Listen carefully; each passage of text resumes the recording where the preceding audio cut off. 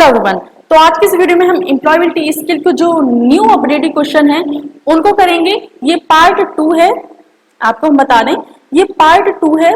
और इससे पहले कि मैं पार्ट 1 करवा चुकी हूँ, तो वो आप जाकर देखिए। इसकी जो लिंक है वो आपको डिस्क्रिप्शन में दे दूंगी पार्ट 1 की, और इसकी जो पीडीएफ है इसकी भी लिंक मैं आपको डिस्क्रिप्शन में दे दूंगी, तो वो आप देखिए जरूर।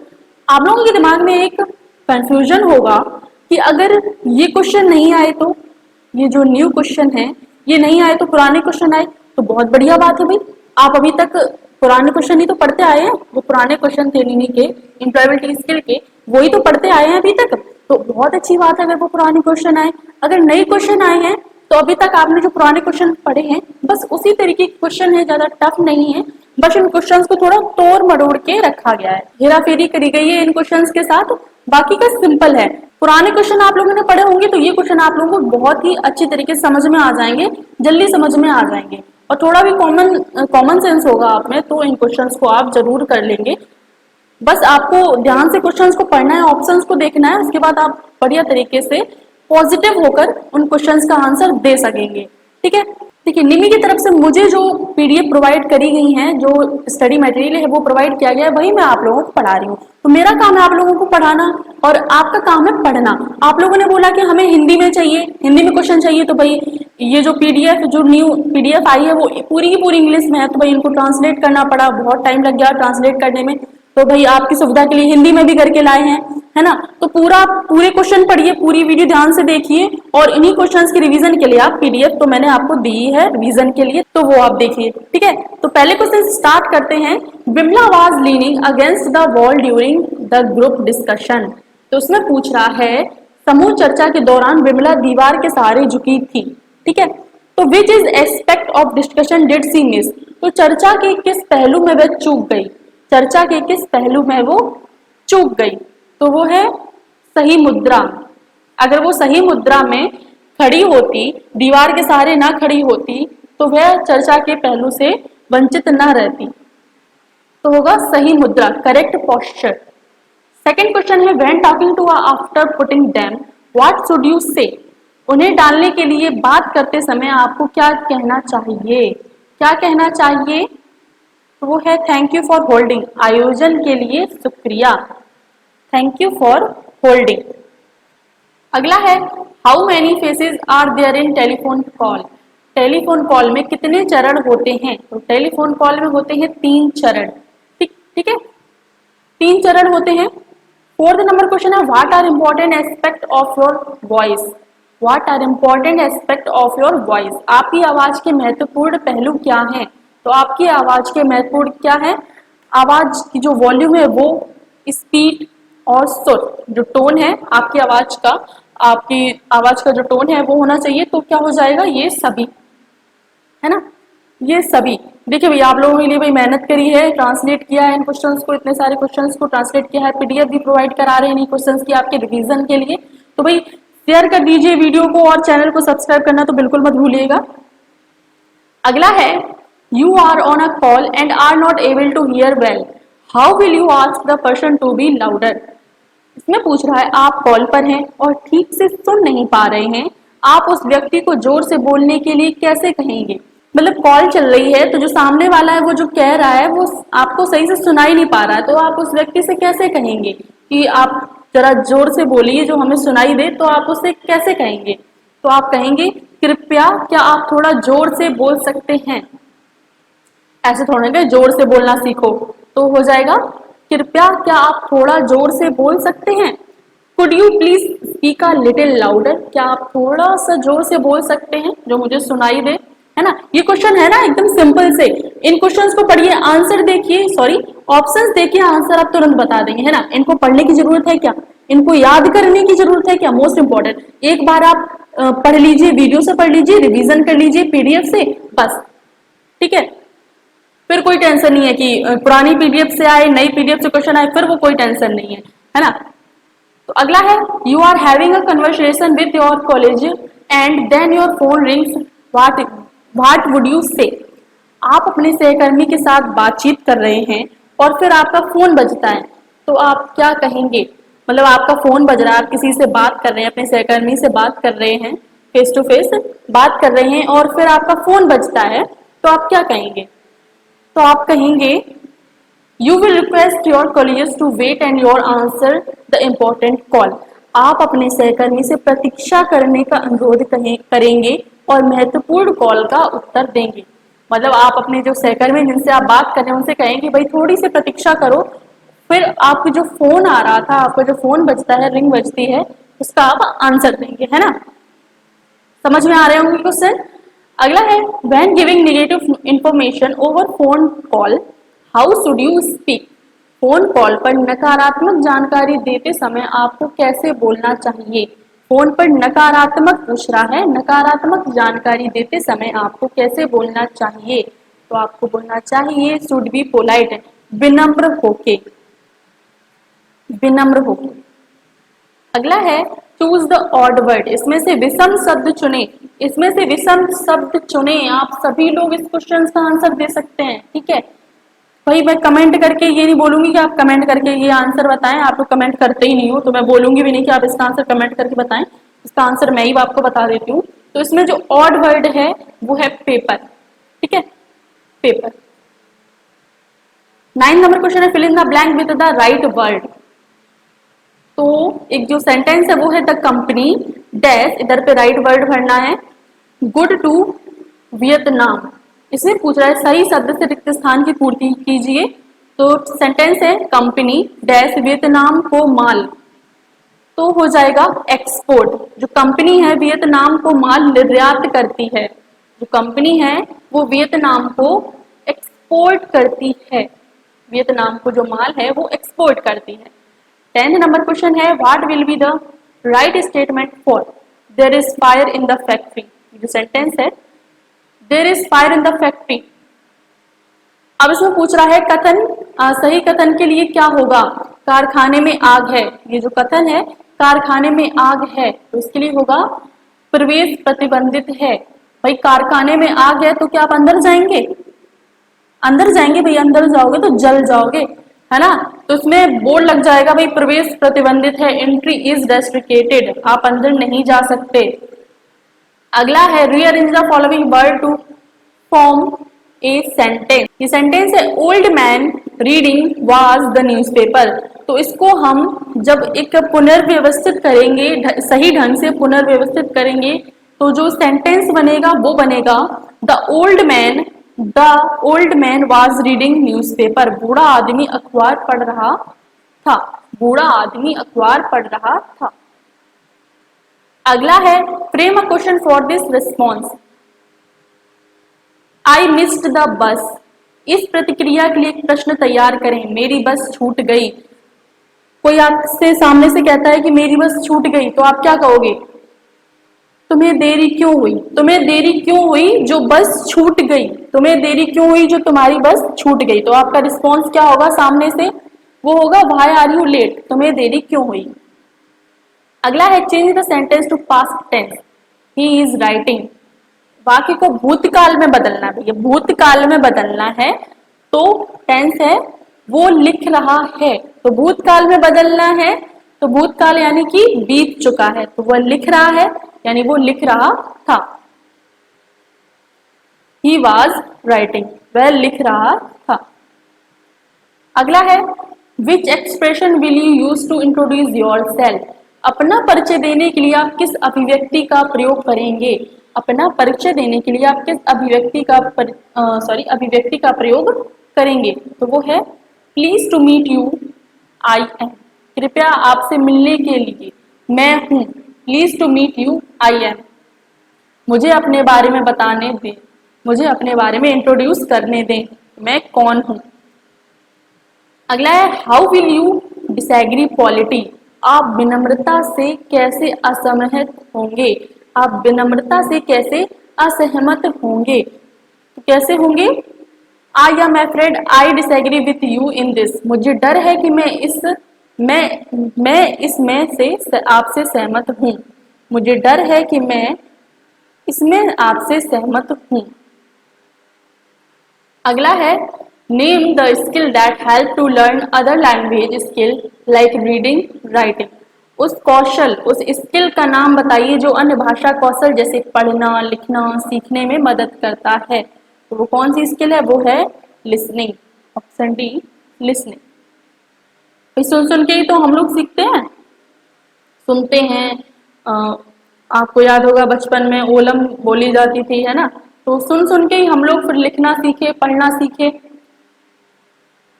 अगला है व्हाट डज लिसनिंग इन्वॉल्व? सुनने में क्या शामिल है? तो सुनने में क्या शामिल है? बोथ ए एंड बी, यानी कि हियरिंग, सुनने में तो सुनना भी शामिल है ना?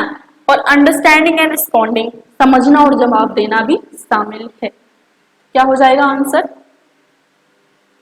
बोथ ए एंड बी, ये जो दोनों ऑप्शन है ये दोनों। ठीक है। अगला है maintaining tool in good condition is? उपकरणों को अच्छी स्थिति में बनाए रखना, उपकरणों को अच्छी स्थिति में बनाए रखना इज इसेंशियल, जरूरी है। उपकरणों को अच्छी स्थिति में बनाए रखना जरूरी है, नहीं तो वो सही से काम नहीं करेंगे। तो जो उपकरण है उनको अच्छी स्थिति में बनाए रखना जरूरी है। अगला है where have you been all these? कहाँ थे तुम ये सब? कहाँ थे तुम ये सब? तो होगा डेज। इन दिनों तुम कहाँ थे? पूरा टेंस जो बनेगा वो ये होगा कि इन दिनों तुम कहाँ थे। अगला है Rahul enjoys dash with his pet dog? Rahul अपने पालतू कुत्ते के साथ डैश का आनंद लेते हैं? पालतू कुत्ते के साथ क्या? खेलने का आनंद लेते हैं। ऑप्शन ही राइट होगा, खेलने का आनंद लेते हैं।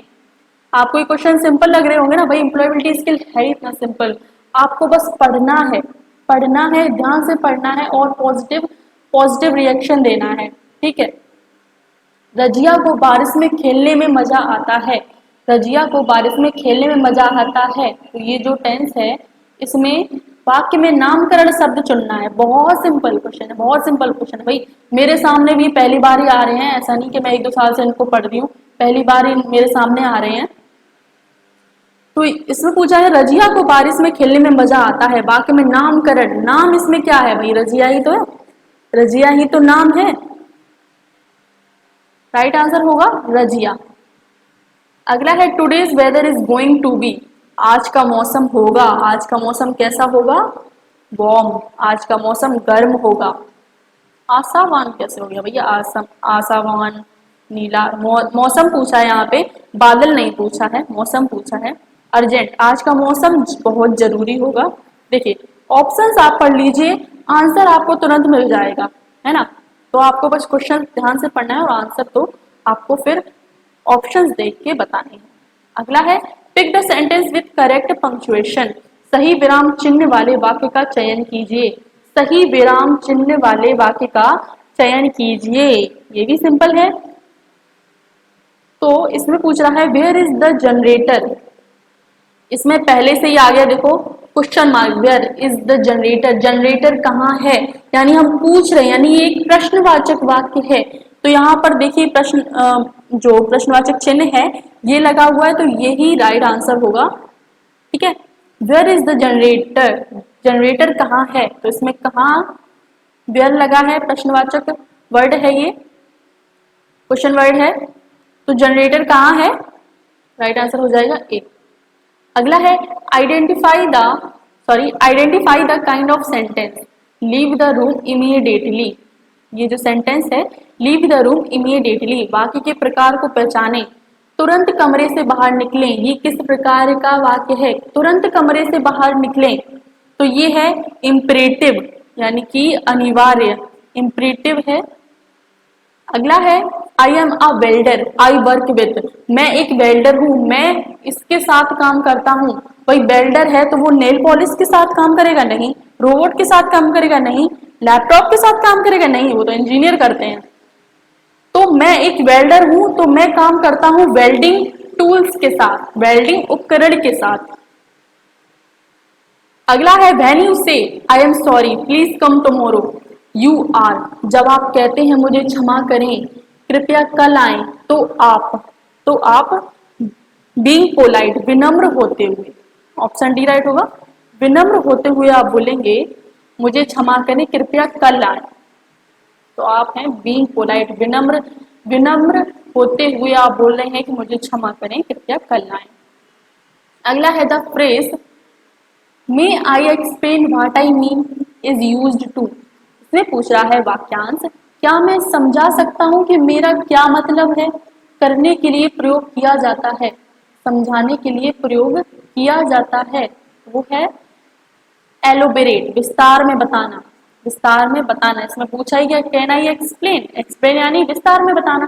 Can I explain what I mean, क्या मैं समझा सकता हूं कि मेरा क्या मतलब है, यानी एलोबरेट, इलाबोरेट इलाबोरेट क्या पढ़ रही हूँ मैं, इलाबोरेट होगा राइट आंसर।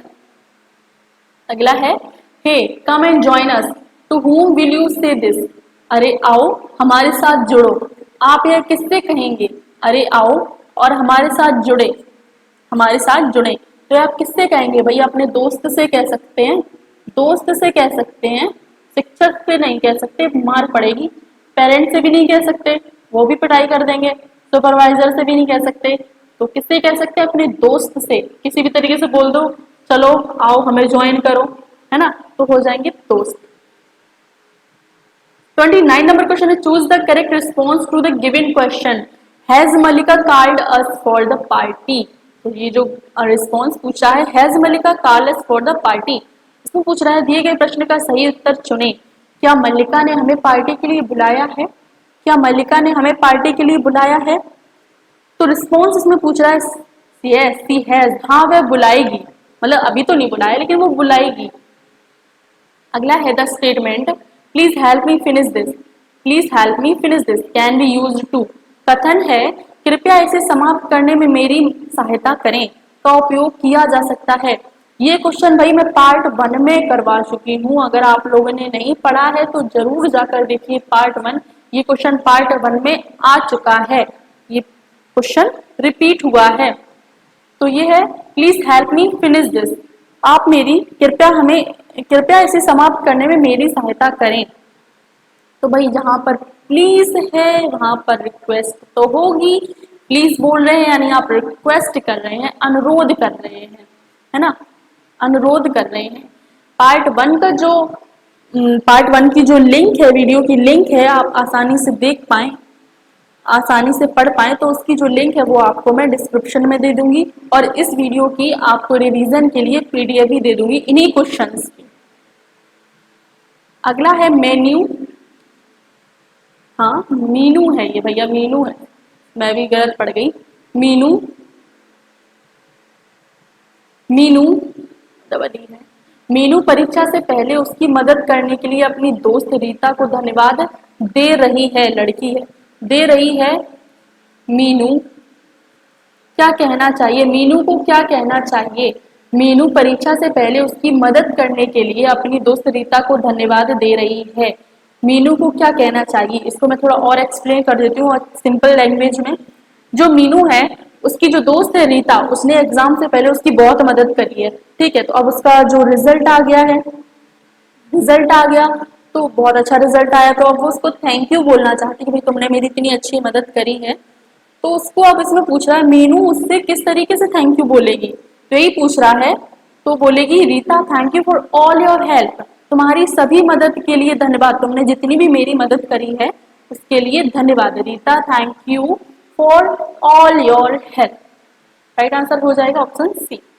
अगला है व्हाट इज कम्युनिकेशन, संचार क्या है, तो संचार है encoding decoding, option A right हो जाएगा, इनकोडिंग डिकोडिंग। अगला है the teacher said right the topic of the experiment on the top right corner of the page, top right corner of the page this is, इसमें पूछ रहा है शिक्षक ने कहा पृष्ठ के ऊपरी दाएं कोने पर प्रयोग का विषय लिखें, पृष्ठ के ऊपरी दाएं कोने पर प्रयोग का विषय लिखें, तो ये है एक क्लियर कम्युनिकेटेड इंस्ट्रक्शन, एक स्पष्ट रूप से संप्रेषित निर्देश, एक क्लियर कम्युनिकेटेड इंस्ट्रक्शन है आप लोगों के लिए। इसमें शिक्षक जो बोल रहे हैं कि पृष्ठ के ऊपरी दाएं कोने पर प्रयोग का विषय लिखें। अगला है Ankit made a mistake and Riya wants to point it out to him, Riya should say, Ankit ने गलती की और रिया उसे बताना चाहती है, तो रिया को क्या कहना चाहिए, मतलब अंकित ने गलती करी है लेकिन उसको पता नहीं है कि उसने क्या गलती करी है, तो रिया उसे बताना चाहती है कि तुमने कहाँ मिस्टेक करी है, कहाँ गलती करी है। तो रिया कैसे कहेगी, कैसे अपने शब्दों से बोलेगी, तो वो है I need to talk you about something, मुझे आपसे कुछ बात करनी है। भाई शुरुआत ऐसे ही तो करेगी कि भाई I need to talk you about something, ऐसा सीधे थोड़ा ना बोलती कि भाई तुमने ये चेयर, तुम्हारी वजह से ये चेयर टूटी है, ऐसे थोड़ा ना, मतलब एग्जांपल दे रही हूँ मैं। तो वो ऐसे बोलेगी मुझे आपसे कुछ बात, आपसे बात करनी है, I need to talk you about something. अगला है when a communicator use harsh word to point out errors it will, जब कोई संप्रेषक त्रुटियों को इंगित करने के लिए कठोर शब्दों का प्रयोग करता है तो वह, जब कोई संप्रेषक त्रुटियों को इंगित करने के लिए कठोर शब्दों का प्रयोग करता है तो वो है लीड टू मोर प्रॉब्लम्स, अधिक समस्याओं का कारण बनता है, अधिक समस्याओं का कारण बनता है। अगला है how to recognise effective communication, प्रभावी संचार की पहचान कैसे करें, प्रभावी संचार की पहचान कैसे करें। तो एक्सप्रेशन भी होना चाहिए, एक इफेक्टिव कम्युनिकेशन में एक्सप्रेशन होना चाहिए, टोन ऑफ वॉइस, आवाज का जो लहजा है वो होना चाहिए, आपका जो बॉडी लैंग्वेज है वो होना चाहिए। तो राइट आंसर हो जाएगा ऑल ऑफ दीज, यानी कि जो ऊपर के जो तीनों ऑप्शंस हैं वो सभी, यानी उपर्युक्त सभी। अगला है an angry person body language will be, गुस्सैल व्यक्ति की बॉडी लैंग्वेज कैसी होगी, जो गुस्सैल व्यक्ति होते हैं उनकी बॉडी लैंग्वेज कैसी होगी, तो उनकी होगी अग्रेसिव। उसमें पूछा है angry person, an angry person गुस्सैल व्यक्ति की, तो आक्रामक, आक्रामक। भाई आपके आसपास जो भी एकदम गुस्सैल व्यक्ति हो ना उससे दूर ही रहो, पता नहीं कब खोपड़ी वोपड़ी तोड़ दे, दूर ही रहो उससे, क्योंकि उसका जो बॉडी लैंग्वेज है वो एकदम अग्रेसिव होता है, आक्रामक होता है।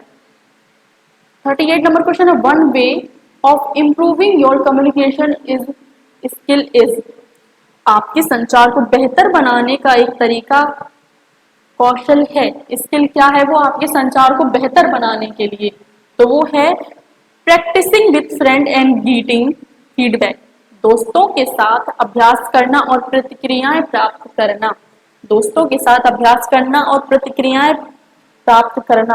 आप अपने दोस्तों के साथ अभ्यास करेंगे तो वो गलतियां बताएंगे कि भाई यहाँ पे तुम गलती कर रहे हो, यहाँ पे सही कर रहे हो, तभी तो आप बेटर कर पाओगे। जब तक आप लोगों को प्रतिक्रियाएं नहीं मिलेंगी, कुछ कमी कमी आपको बताई जाएंगी, तभी तो आप उनको सुधार करेंगे, तभी आप बेहतर कर पाएंगे। तो क्या एक आपके संचार को बेहतर बनाने का सही तरीका क्या है, आप प्रैक्टिस कीजिए अपने फ्रेंड्स के साथ और उसकी प्रतिक्रियाएं लीजिए कि भाई मैं कैसे बोल रहा हूँ, कम्युनिकेशन में कैसे कर रहा हूँ।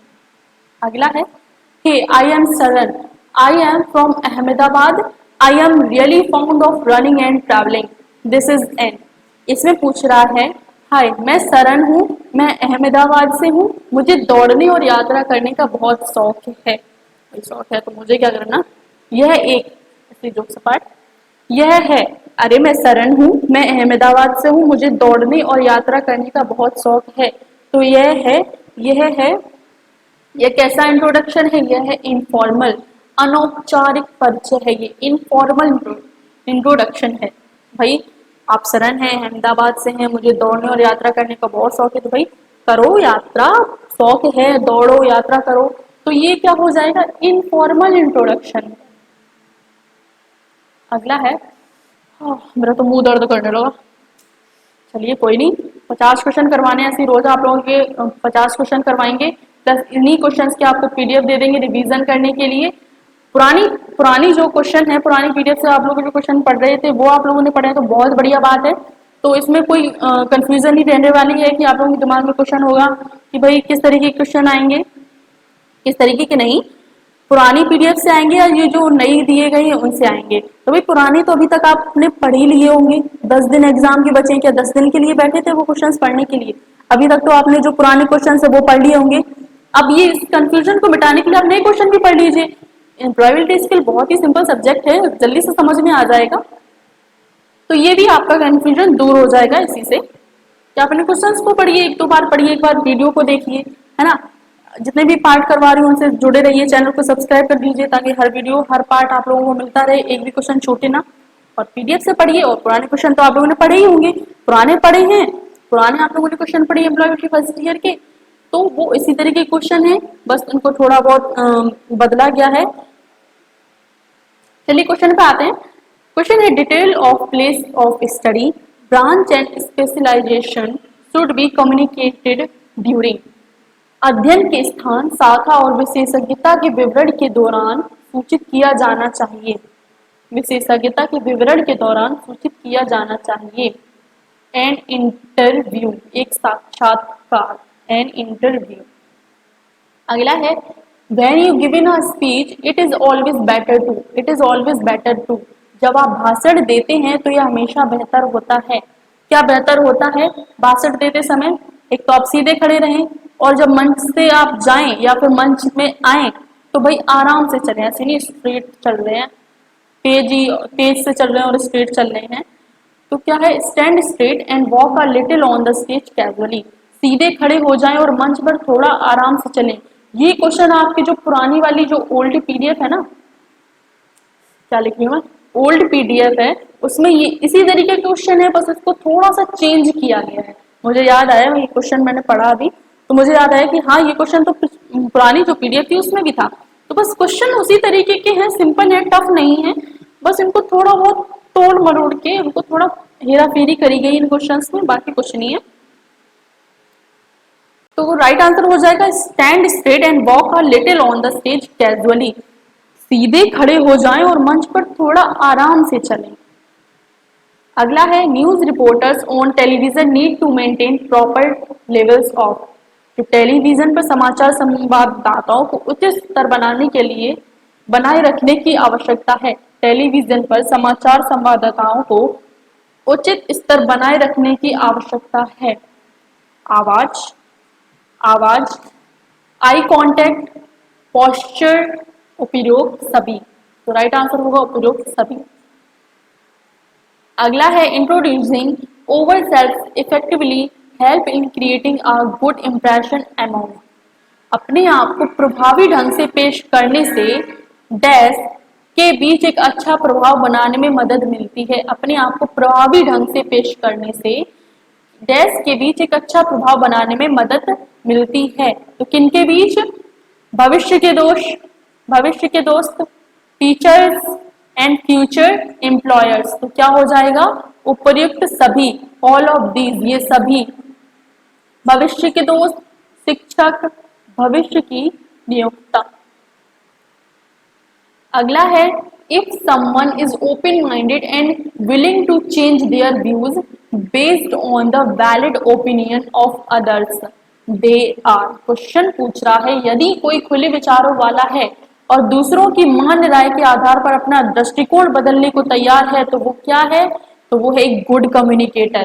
तो वो एक गुड कम्युनिकेटर, एक अच्छा संचारक है वो, जो खुले विचारों वाला है और दूसरों की मान्य राय के आधार पर अपना दृष्टिकोण बदलने को तैयार है, तो वो है एक गुड कम्युनिकेटर। अगला है when the another person is talking a good communicator will always.